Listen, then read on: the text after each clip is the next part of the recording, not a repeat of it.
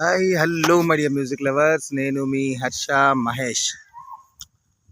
ఈరోజు టాపిక్ ఏంటంటే వికారాబాద్ వచ్చినామబ్బా. చూస్తున్నారా, మొత్తం ఎర్రమట్టి, వెదర్ సూపర్గా ఉంది, మామూలుగా లేదు. ఇక్కడ జీవాలు ఎట్లుంటాయంటే అద్భుతంగా ఉంటాయి. ఎందుకంటే ఇక్కడ ఎర్రమట్టిలో ఎక్కువసేపు నీళ్లు నిలవకపోవడం వల్ల వాతావరణం పొడిగా ఉంటుంది ఎక్కువసేపు. ఇప్పుడైతే వర్షం వస్తుంది, మీకు కనిపిస్తుంది అనుకుంటా.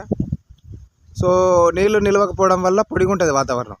ఈ పొడికి జీవాలు గట్టిగా ఉంటాయి. ఈ పొడికి ఇదేంటిది మేత కూడా మంచిగా ఉంటుంది, ఏ పురుగు పూసి ఆలదు. సో కాబట్టి ఇక్కడ ఉండే జీవాలు మంచిగా గట్టిగా దృఢంగా బలంగా ఉంటాయి. ఇది జైరాబాద్ యొక్క విశిష్టత. చూసారా ఎంత గడ్డి ఉన్నదో, పచ్చని గడ్డి, చక్కని వాతావరణం, ఎంత అద్భుతంగా ఉన్నదో చూడండి. ఓకేనా? ఇక ఇవి జీవాలు, ఇక్కడ రైతులు.